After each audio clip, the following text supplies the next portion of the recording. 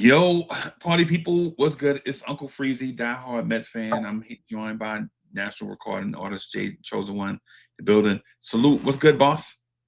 Salute to you, boss. What's good is the New York Mets, Mets. Yes, the Mets. That's what's good, brother. That and good health and a good cup of coffee. How we doing tonight, bro? Good, man. Find a way to win. Woo! Fight a way to win. Find a way. Fight a way. I mean, if this is a preview of what this team and we've been talking about the feeling, the gut of what we have going on, how they chose the people, who they picked, what the lineup looks like, how they made that.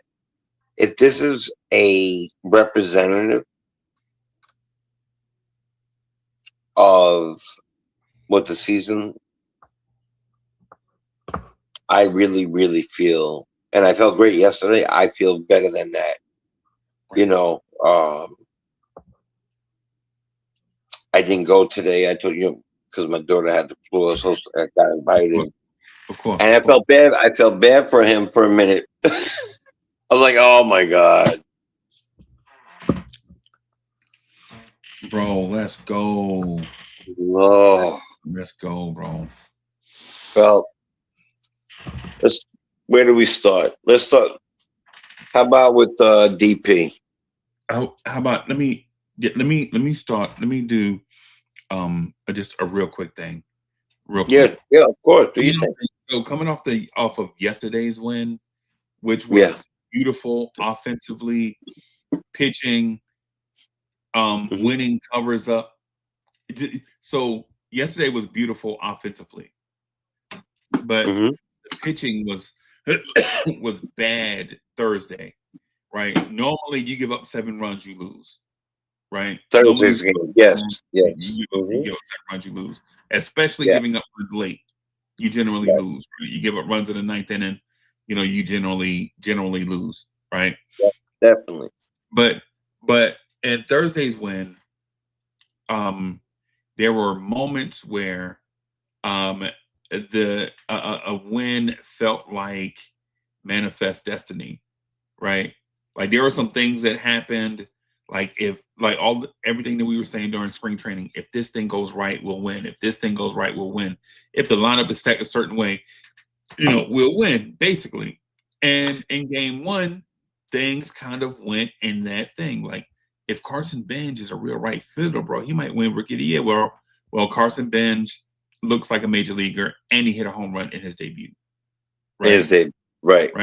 And we also mentioned that, man, if Alvarez can stay healthy, man, he's got more pop than anybody in the lineup.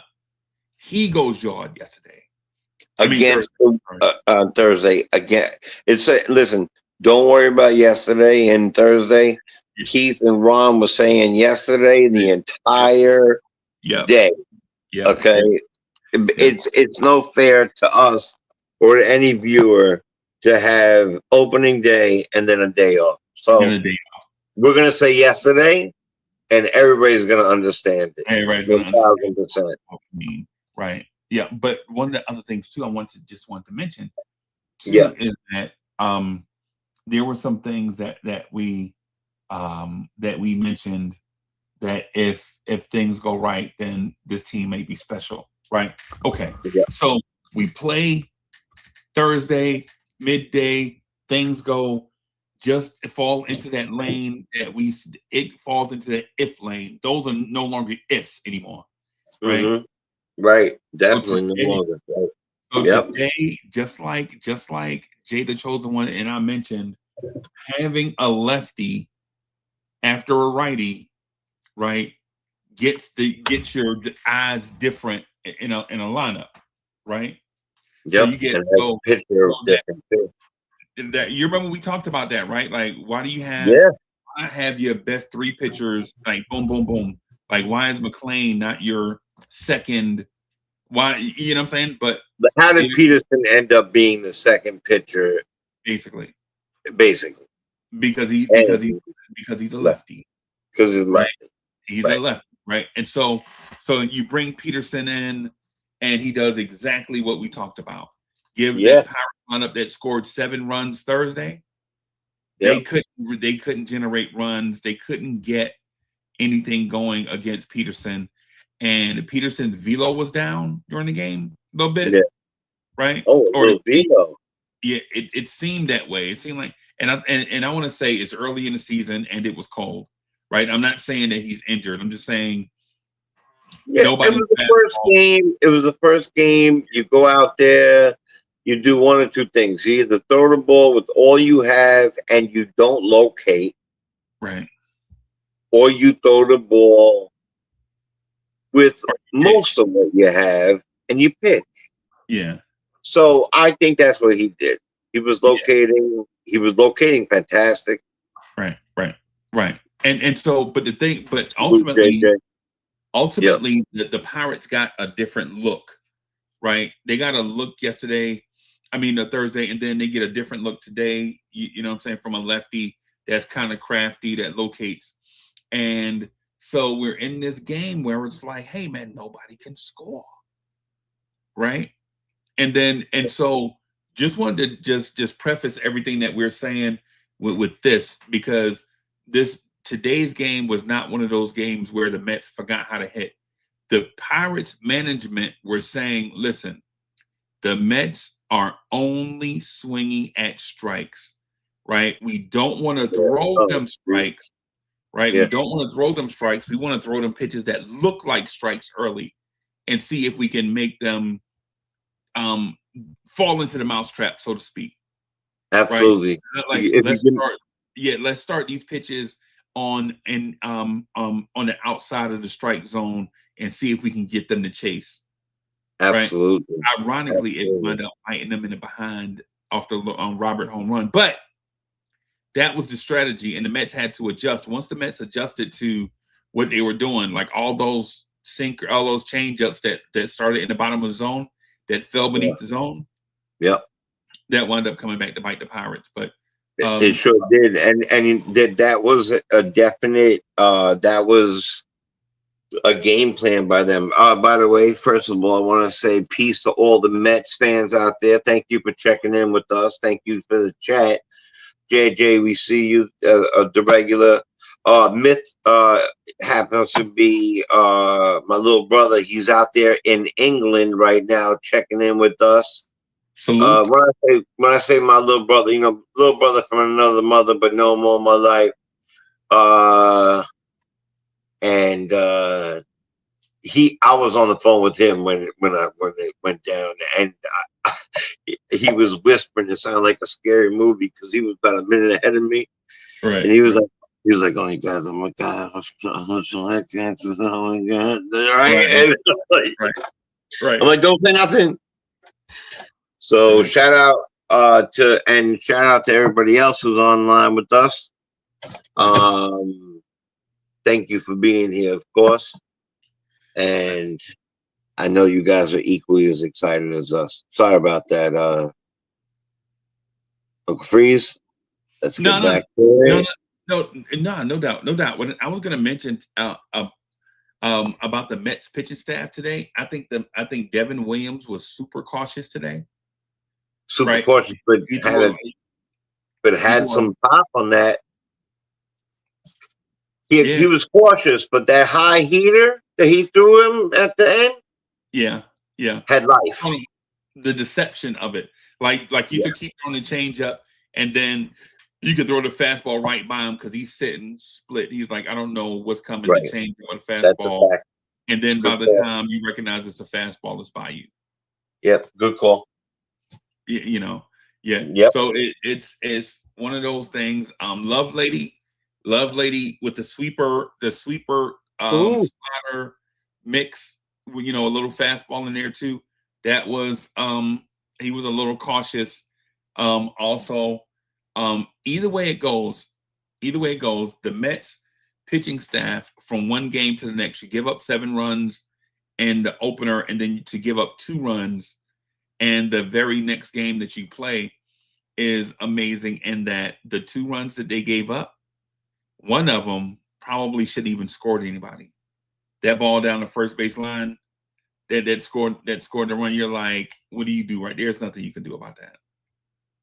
Oh my God! And even the fastball, my guy hit for a double. That ball was elevated and away and was punched down the right field line. Right, it was definitely. But Young, 2 things happened on that play. Young played that ball outstanding. Great jump off the ball to run that ball off the line. Completely different than Thursday Soto. Yeah. And but what's the name? Botched that play. The first Polanco, the ball goes over his head. The first baseman, the ball goes over his head. Yeah. Not only does he not come off the bag and go up the right field line or drop down to the pitcher's mound, he stays at first base the whole time when nobody is threatening you at first base, dog. Yeah, you gotta go out. You gotta go out and get it. It's different. You gotta go out. You know what though? I'm gonna say something. Polanco, to me right now, is seeming to pick up, because we were told right off the bat, because we the I'm gonna say it for probably about a couple weeks, and then we'll never talk about it again, because it's going to be brought up with the comparisons of different things, right? We're going to talk about first basemen. We're going to talk about Bellinger possibly could have been there. We could talk about all these things, right? We were sold that Polanco is a first base DH. He's never played first base in his life. So I'm going to give him the benefit of the doubt on a couple things. And because, as you see, he picked up on a few things. That very first game, and in the yeah, we'll get to that in a bit. Yeah, and he's gonna be. That's why I say anybody. That's why I say 4th and 5th could constantly be switched. What was your other thought, though? I can't. Okay. So, with the fact that he is now coming off the bag to grab it and tag people, he is running after a ball. He's staying in front of the ball. How about the play where he stayed in front of the ball, hits him in the chest, and Peterson beats the guy to the bag, and he underhands it to him. Okay. He's an athlete learning a new position. We were sold that he was a first baseman. He was never a first baseman. He played first base for a half an inning in his life for a guy who got hurt. Right. So, yeah, that was tough. But I did think that Young did a good job.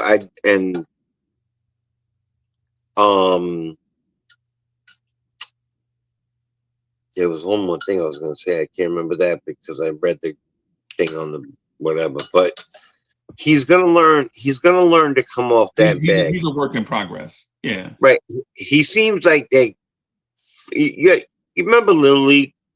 And they tell you you're on second base, and the kid literally runs and stands on second base. Right. This is Polanco on first base. O'Neill Cruz in center field. Same thing.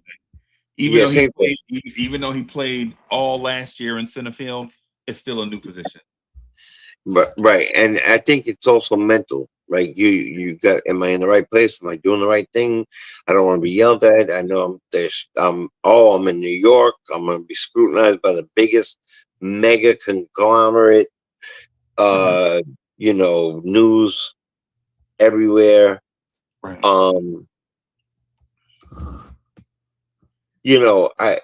That's why I think Bichette and Polanco have 2 completely different routes.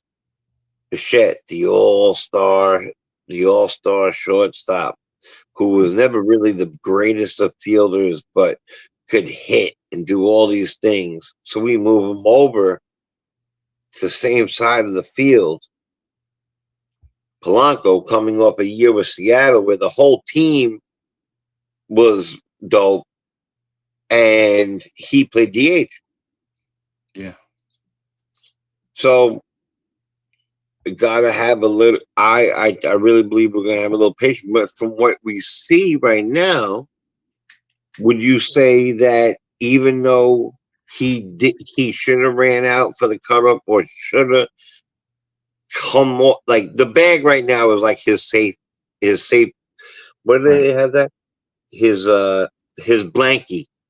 Right. It's his blankie. Right. Do you believe though within the 2 games that we've seen him play, just those 2 games, that he picks up things and he's gonna get better and better? No, I think because here's the thing. Remember, because so Robert I love that you answered it though like that. Yeah. So Robert hits a home run, and so it's water under the bridge, right? But here's the thing. Here's the thing with that. Pittsburgh probably should have sent that runner. They were up 2-1. They held a runner at 1,000%. Right? I don't know why he didn't go.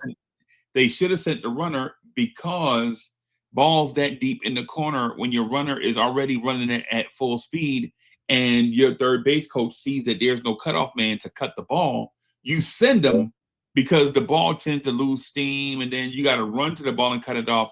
And then the person that catches it has to not only catch it, but flip to the place where the ball is going and then make another throw. And lastly, wouldn't that have been the third run, right? That would have been the third run, right? Right. So you have nothing to lose. But you have nothing to lose because you already had the lead. Right. You had the lead, so you have nothing to lose. You're already up 2-1. So even if that runner gets thrown out, right? You still got a lead. You still have the lead. But if that runner scores, now you're up 3-1. And now the Mets have to take at bats different because now they have to start a rally as opposed to punching across a run, right? Right. So, no, that makes big sense. And then that home run only becomes a tie. Yeah, it makes big sense. Yeah, and so it's one of those things that it didn't hurt us, but Polanco somebody's going to talk to him like, "Hey, big dog, listen, when the ball is on the outfield grass, there is never a need to cover first base, ever. Like if that ball is on the outfield, is on the outfield grass, if it's down, if it touches grass, you don't have to cover first base. No one's going to first base. Nobody. Yeah, nobody's threatening first base. Right. Right. But you heard what Keith said though, right? You heard what Keith said? That he's constantly talking to him and yeah. So I do believe it would be better. I really do. Yeah. He's an athlete. Yeah. So now that part, okay, I get, but what I'm saying is like the first base instincts, like a guy who's played a corner infield spot his entire career thinks differently than a guy that may have just gone over there just so that he can be in the lineup. It's a difference. Like what you said about a guy playing Little League, you just have him run out to second base and then it's just all about catching the ball. Yeah, no doubt. And I think that somebody's going to say today when he watches film, because I promise you, he's watching film. Yeah, he's watching all the mistakes he did, all the good things he did, and he also has, in my lifetime, the best first base sitting in the booth above him, first baseman, who said publicly that he is working with him, that he's talking with him on the regular basis, that he spent a lot of time with him in the spring, in the spring training, and that he's gonna, that he looks like what he said he had. He said he had really good instincts, but he's gonna have to get used to playing first base. First base is a different beast than anywhere else. you get the most action. Yeah. So he's gonna have to learn that out. He's gonna have to figure it out. But you're always in the play. Always in the play. And I've said that to everybody all the time. People think that they can put anybody at first base. They always try to make a catcher a first baseman. They always try to make a third baseman a first baseman. Right? A second base. Let me tell you something. That you I'm leaving now. Give me a second. That I'm going to say that, and but the whole booth said they're impressed by how he handles himself at the plate, how he knew how to get in front of the ball at the thing. So him not coming off the base could have cost us, no doubt. And I'm with you on that. But it didn't. But it didn't. Yep. But it didn't. And you know, I and like if I think that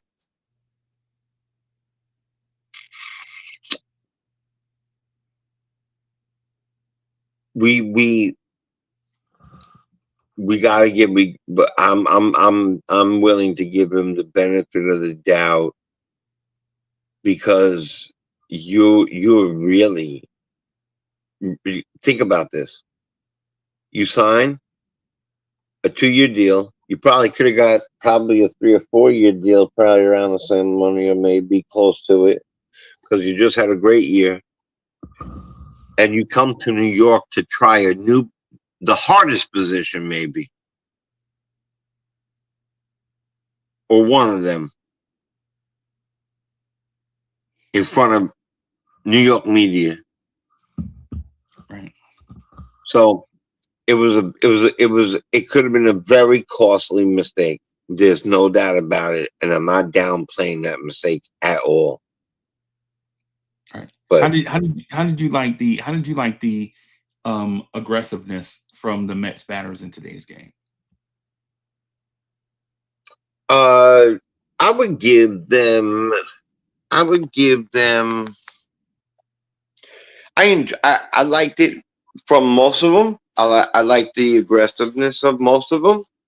I thought that they allowed Keller to look like, at some points, what's his face should have looked like. Yeah.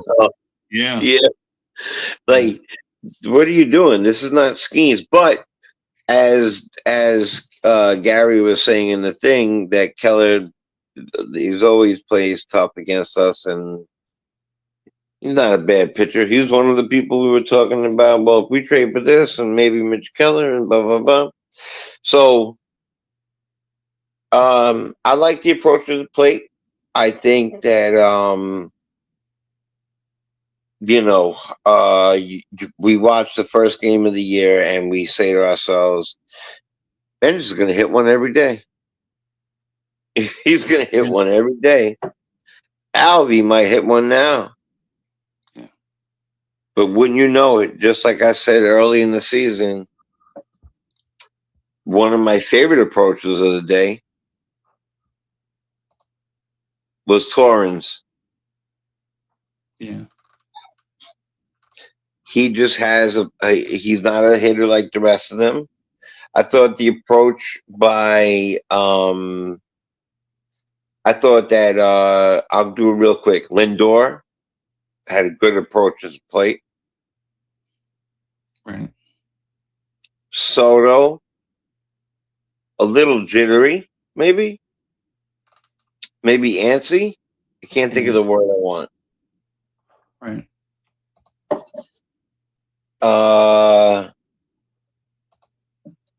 It was good to see Bichette get a home to get a hit.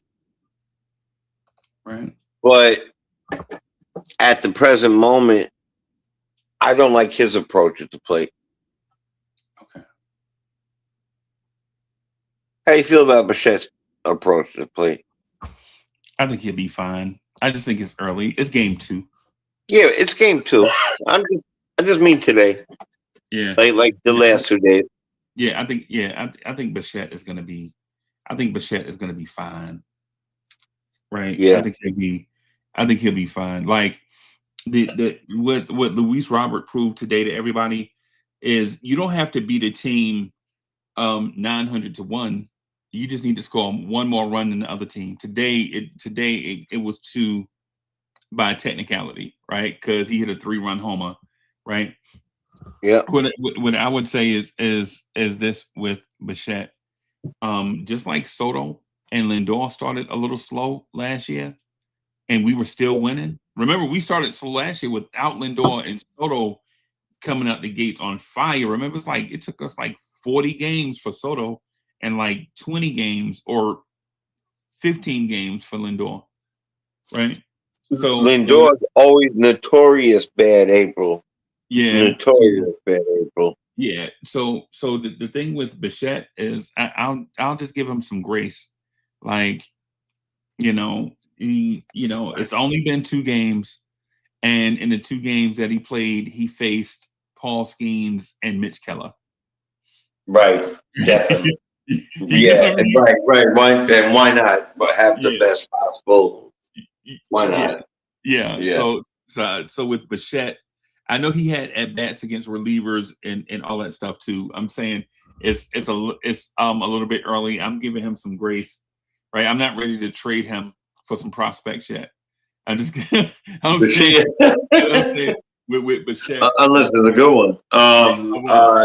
No. Unless Pittsburgh has a shortstop, they'll trade. Right. Anyway, unless Pittsburgh has a shortstop and the schemes. Unless Kansas City has a shortstop that they want to trade, or the Orioles have a third baseman that they would trade. Somebody. I would love to take something from them. But sure, yeah, that would be gratitude in my life. Yeah, so the thing is with Bichette, what I saw is not necessarily him trying to be too aggressive. I saw late pitch recognition. Like even Thursday, you remember Thursday, the ball he fouled off against Skeens, where the ball was at his chest and he had a check swing and fouled it off. And the ball was like a foot away from his chest. Lindor or Soto? No, Bichette. Oh, Bichette, the one that was up by the neck? Yeah, and he fouled it off. Yeah. No one's swinging at. Yeah, that's clearly a ball. So I think it's like a pitch recognition thing with him. He just have to get into a groove. Once he gets into a groove, man, he'll be fine. Right, and they also were mentioning different things, like he was in a different park. This park, we get different shadows coming off the bay and different things like, coming off the water over there by LaGuardia and stuff like that, and we have different shadows. He was in a different park that had some whatever. Toronto's a dome, right? A dome. He didn't have any shadows, didn't have anything like that.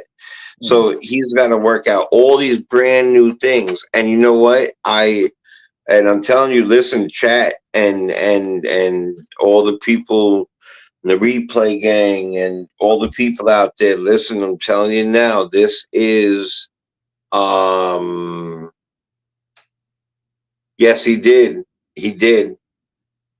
JJ's right. He swung at a pitch that actually hit him. So that stuff, it'll come. He's gonna be trucked. Yeah. By May, we will not be having this conversation at all with Bichette. Right? You know what I actually think Bichette is doing this? He is so anxious to show us and the world that he was the leader of that Blue Jays team, right? Because even Guerrero said he was the leader of that team. Right. Remember, he said, "Now I got to learn how to be the leader of this team because my guy is gone." Yeah. He's also in New York, right? He's also knows the ramifications of the National League East and the Yankees across town and all these things are going on at the same time, and Bichette and Bichette's a 300 plus hitter with the best running scoring position in the last 2 years. He led the league in it, and he is a different anxious than Carson Bench, a different anxious than even a Luis Robert, who had one great year and hated being in Chicago, and then comes over here, makes a diving catch, game-winning home run. And you know the funniest thing? I'm going to say this. I have to say this. And I hope I'm saying it appropriately. I hope it's appropriate what I'm saying. I swear to God. And maybe it's because I don't look at people that way. It is people are people to me. Yeah, but I never knew his name was Luis Robert Jr. I thought that man was a African American man named Luis Robert. And when he started speaking Spanish like that, I've never heard him speak before. I was like, "What? Wait, what?" Yeah, learn people, bro. Is you meet somebody, Is that crazy? Yeah, you meet somebody. Because when I was growing up, there was so many more. It was so much more mixed, baseball. Right. So I was like, "Oh, this is great. This is cool." Right. I mean, I don't give a damn where he's from or nothing like that. I just was surprised. I was surprised. Right. Now you got to roll the tongue now. So now when you say Robert, it better sound different. Right. Yeah, I mean, like a machine gun.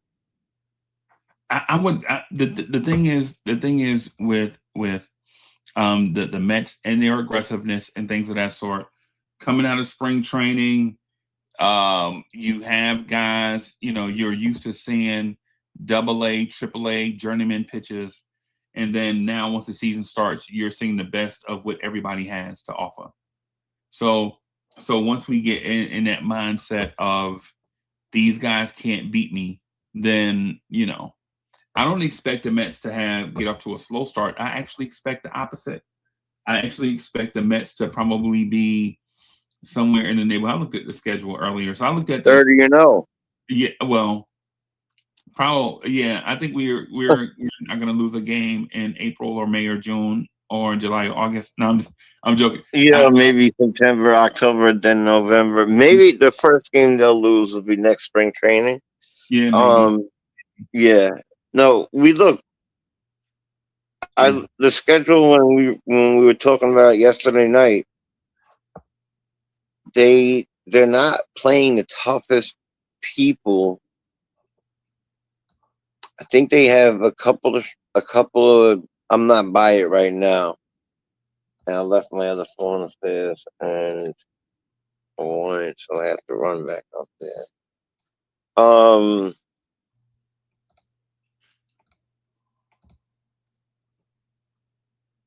So right now what else do you feel? Did you like? I think Peterson had a good outing. Let me wrap this thing up with Bichette just real quick. I don't want to cut you with the Bichette stuff. Oh no, okay, wrap it with bacon, brother. So the thing with Bichette batting third, I definitely feel comfortable with Bichette batting third. The thing though that I think is paying off for us is the fact that we're getting to see Bichette and Robert with a lot of runners on base, and that's what we wanted. Chat. When we rekindled the channel, when we first started talking again, the main thing we wanted was runners on base for Lindor, Soto, Bichette, Robert, Polanco, and everybody, so that we can keep the chains moving. Right? Keep the chains moving. Like instead of having Randy Moss, Randy Moss approach, we'll have an Emmett Smith approach. right? Keep the chains moving. You know what I'm saying? Like beat teams because they can't stop us. We constantly keep the chains moving, right? Yeah. Barry And Sanders. Barry yeah, Sanders. yeah, yeah, Yeah. yeah. So yeah, so it's one of those things. We got to see that today because man, we left a lot of runners on base, bro. We did. We We did. left We got a lot a of lot of runners runners on. on base. But not only just a lot of runners on base, but we left a lot of runners on base the past two games against Mm-hmm. great pitching. So Mets is in the building. Salute. So we left a lot of Superman. runners on base against great pitching. So you can imagine what this thing is going to be like once this team finds its stride at the plate when guys finally get comfortable at the plate. You know, I'm with you 100% on that. I think that he'll be just fine once he gets and that's the scary thing. Once he gets into his stride, and I'm talking about Bichette, Yeah. that's where we are. Yeah. And Lindor and Soto do. Yeah. Because as we've seen so far, Beatty is solid. And Lou Rob has been playing very good. He's hitting. He's getting on base. Yeah. Most of them are a threat to steal. Very comfortable in center. Very so comfortable. Got the body of a linebacker. Yeah. He's diving for ball. Yeah. He's I really believe that he was just miserable in Chicago. He's going to have a really great year. A really great year. I think they all are, and and you go all the way down to Alvarez, who is not only going to have a great year, but as they pointed out in the booth, is calling really great games. So,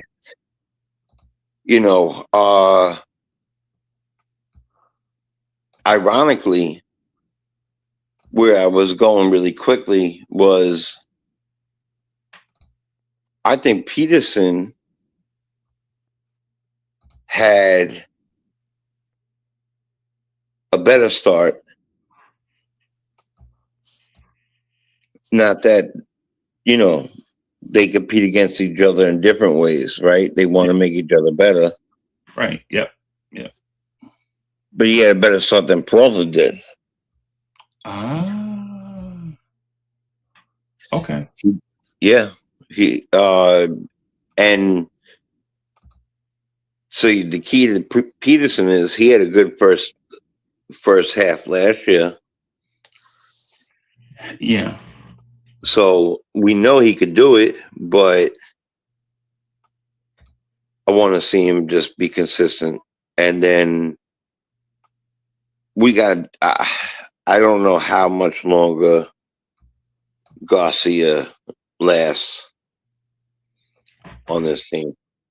His velo is way down.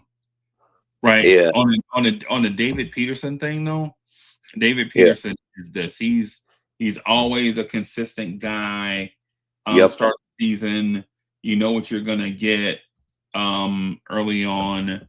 A guy that's gonna throw strikes, grind his way through at bats, be competitive.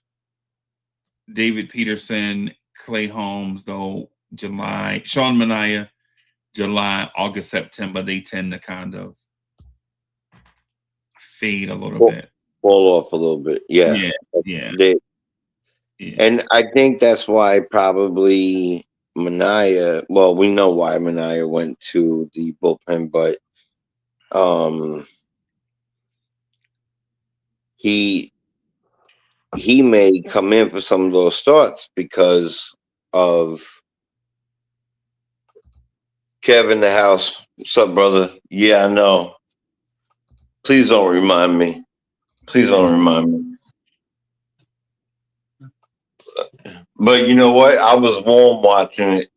but I know I wasn't sitting behind the dugout with you. So, uh, Kev was there. Yeah. Kev, what was Citi Field like when Lou Robb hit that home run, man? I'm sure it was wild, Yeah. bonkers, man. So Lovelady comes into the game, 1 inning, 2 hits and a run, 1 strikeout. It's not good enough for me, you know. Yeah, it's part of that wasn't his fault though. He had some bad break. Yeah. Yeah. Yeah, that ball that was hit, Marcell Ozuna, the ball Yeah. he hit down the right field line, bro. Come on, man. You know that's Yeah. not great hitting. That's fortunate contact Yep. where yeah, you poke that ball down the line and because it was a great pitch, bro. It was up and away against a guy that feeds on balls in the zone. So you throw him a fastball about it's about 3 inches above the zone. It was probably about a ball width above the zone, which to the eye, Yep. you can't, when it's a fastball, you really can't tell in real time, right? You got to have an expert eye in order to tell the difference, whether Yep. it's here or here, coming at you at 93 miles an hour, right? So it was Yep. here, and he got contact. He got behind it and hit that ball. Remember, he hit it the opposite way. You're talking Yep. about a pull hitter hitting the ball the opposite way for one, Right. A right? power pull. A power pull. Yeah, Right. Yeah. Yeah. Yeah. Yeah. Yeah. yeah, I'm with you on it. yeah. It's Definitely. not like he scalded that ball in the left field corner, one hop to the wall. That ball, he muscled that ball down the right field line, right? And then the other thing too is the run he gave up was that swinging bunt down the third base line that we thought was going to go foul in the state fair. I mean, Yeah. Oh, that was to me. yeah, That unlucky. was like and again. So That's why my when he struck out, when that's he why struck my out. prediction is still the same. My prediction is still the same. Okay. Brett Beatty's going to third base. Bichette's going to be a DH. There's Oh, no, there's no way it stays this way. In no right, way, right, no way. right, Bichette's going to the DH, which is going to do a lot for us. right, And Brett Beatty's going to third base right. And yeah, because because he charges that ball yeah, instead, right, right, right? right. But to your Love Lady thing, Love Lady is one of those guys the Mets seem to like. Remember, they were saying that we into the game like he's been cut 6 times in like the last 2 years or two Got the, plus years. yep. Got the coolest last name, But he's but got decent stuff and he's got good makeup. But it's the thing about even like tonight, when you saw that guy swing and then the ball just hug the line and not go foul with a runner on third going on contact, you're like, man. But this is a part of it. You got to earn. That's an earned run, right? That's an earned run, right? yeah, It sure wasn't is. it wasn't a solo shot, but it counts the same. It's still yours, you Right, know. right. So Well, actually, it counted on Garcia. okay, It counted on Garcia. okay, okay. But nonetheless, it's still, hug the line like you said, and look, I'm gonna deal. We can only deal day by day. So whether I make a prediction that this guy is gonna come in and play third, which seems more natural. Like to me, why I keep saying it is it's only makes sense. Like it's like for me, I deal with like things that make sense, and Right, we have a third baseman playing DH, and we have a non-third baseman playing third base right, who could hit. right. Now, Beatty has been looking, good. Stole a base today. Uh, but let me see something here for a second. You said Yeah, so. Beatty stole a base. Beatty is active. active. He is so active, Right? Yeah. and he pulled a soda, kind of walk towards second, Yeah. and then took off. It was, which that's a good sign. That means that you remember you just mentioned a minute ago that Soto, who was that? Was I talking with you with that, or was I talking with Keith in England about that?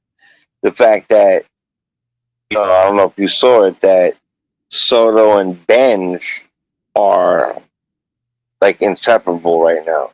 Yeah. They become super close. The wily veteran that used to be that kid in Washington when he came up. Yeah. And do you remember the point where now Robert has a gun? Yeah. And everybody in the booth said that Benj has a stronger arm. Right. Yeah. He was a pitcher. Right. So Benj, they said that Benj, the reason why it was so close when he held him at second base. Yeah. But Benj was running right up on him. Yeah. Because they said that Benj was saying, "Get out of the way! I got it! I got a gun! Don't worry about it! Like, get out of the way!" Right. And I'm going. Robert looked at him for a second, like, "Bro, if you don't back off from me with your young self, yo, Hey kid, I got this. I got this, kid. yeah, bro, enough."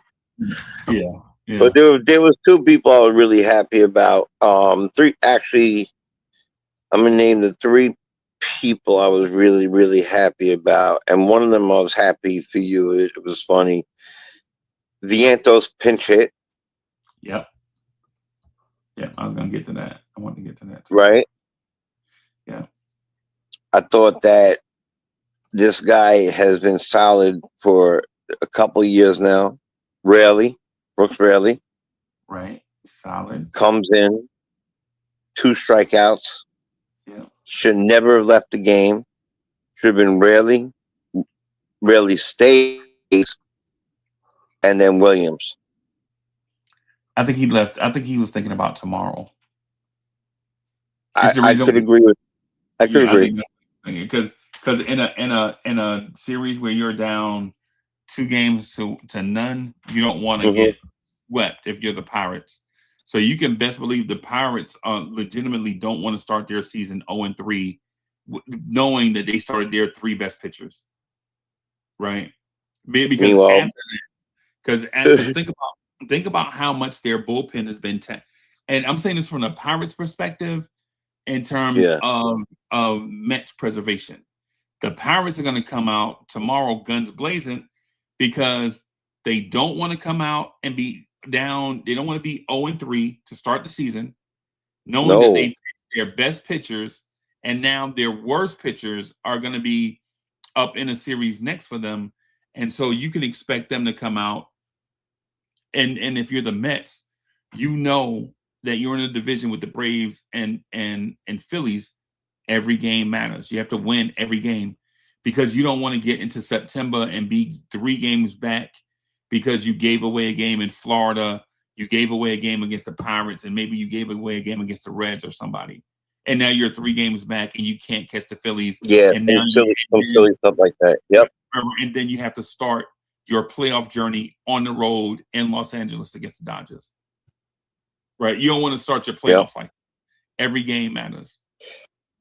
And yesterday was something that never happened before since the Mets were in the Mets in '62. Everybody in the East won. Wow, on opening day? Wow. On opening day. Never happened before. Wow. So everybody won. And Wow. I want to call Citi Field so bad. They got a question on the big screen wrong yesterday.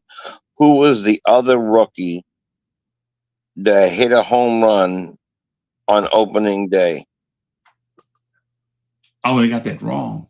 They got it wrong, even though his name was on the board as one of the people.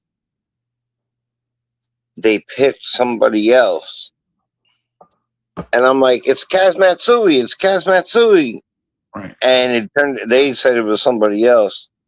Yeah. Somebody named like JJ Kevin, somebody, Yeah. like, so Hey, I love it, Matsui though. yeah, yeah, I love the yeah, Kaz Matsui, Jose Reyes, Ruben Tejada, and yeah. Ruben Tejada. Who was the other guy? The guy, Wilmer Flores. I loved all the middle infielders together. Yep, me too. Me too. Oh, They Wilmer had a nice Flores stretch. might still They be had a nice playing, right? stretch with a lot of people like that. What do you say? Wilmer Flores might still be playing, right? Yes, last I saw him, he was The on. Giants? That was last year. I don't know if he stayed with the Giants. Um, but I can tell you that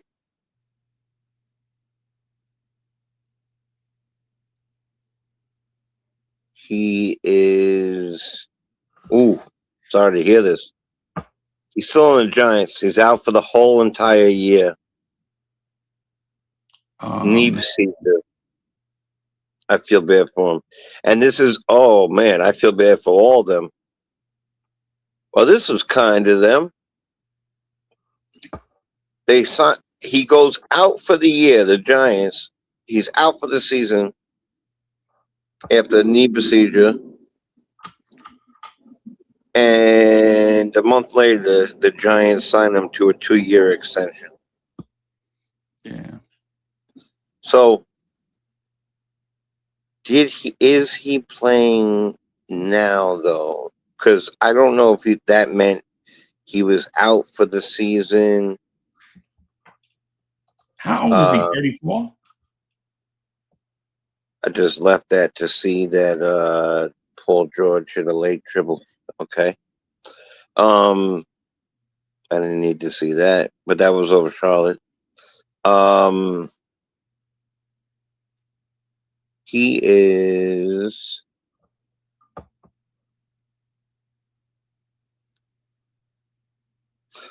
on the dot. Yeah. 34. Yep. Yeah. So hey man, He's a so big boy. 6'3", 225. Gee. talking about Wilmer Flores? Yeah. Yeah, he was big. He He's a wasn't big kid. 225 when he was with us. Now remember he was 6'3", 190 when he was with us. Right. He definitely he bulked up. Over the years, yeah, he was about 190 when he was Yeah. with us. As a matter of fact, at 190, he was too big at shortstop. Remember, he couldn't get to, He you couldn't get know, down. Yeah, yeah, he he couldn't couldn't get get to the down for ball. the ball. He had no range. Yeah, yeah, yeah. They Just remember eventually when they we signed eventually him. put him at first sometimes and at third sometimes. Because when we signed him, he was like, when we signed, he was like 6'2", 155 or something. Like Yeah, that. He he was like was. tiny. A Yeah, tiny thing. Remember, he was an international signing yeah, he because was. if you We got remember, him at like what, 16, something like that, 17. yeah, yeah. Because as a matter of fact, he told the story about how he couldn't even speak English. He learned English by watching Friends, that Yeah, TV show Friends. Friends. Watching them show Friends. Exactly. Yeah, I told yeah, my daughter because that was one of my favorite shows. yeah, yeah, yeah. But, But he hey, made the play, threw one behind, but he made the play. so you got anything before we wrap? I just need the Pirates to know that our ace starts tomorrow. Bro, I'm getting my popcorn ready right now. Yeah, get that popcorn popped and have it buttered and have the butter in a cup and get it ready because I feel so good about this team. I really, really feel really good at this about this team. I was supposed to go up today with my buddy Kev. My kids are suffering from flu. Your family comes first. We know that. Yeah. So I'm glad that he went with his lovely wife, Janet, and I hope that they had a great time. I'm sure they did. But I'll just say this: the Mets are looking great with 2-0. It is the Pirates. I don't want to get overly, but it was Paul Skeens, but it was Paul Skeens, and it was Mitch Keller. So that goes out the window because they are good. They are good, above good. Skeens is the best. Was one of the best National League pitchers in all of baseball. Yeah. But I don't understand the concept of having a DH that's a third baseman and a non-third baseman being a third baseman who could hit. What about tomorrow, Carson? Noah, how you feel about him tomorrow? Oh my God. I think he's gonna have a great game. No hitter. Yeah, perfect game. Perfect game. And he's in a perfect game on 54 pitches. Yeah. He might even be in the lineup as a hitter. He might hit a grand slam tomorrow. He might hit a grand slam. Might hit a grand slam tomorrow. Yo, he's great. And I'm just so excited about this team. I'm so excited about this team. When you come up and we go to a game, you're gonna feel it. There's an energy. There is a mood that I haven't felt in Citi Field in a while, and it feels like every single person knows it, that we have a team. Right. I'll say this. I want to work on that bullpen, though. Definitely.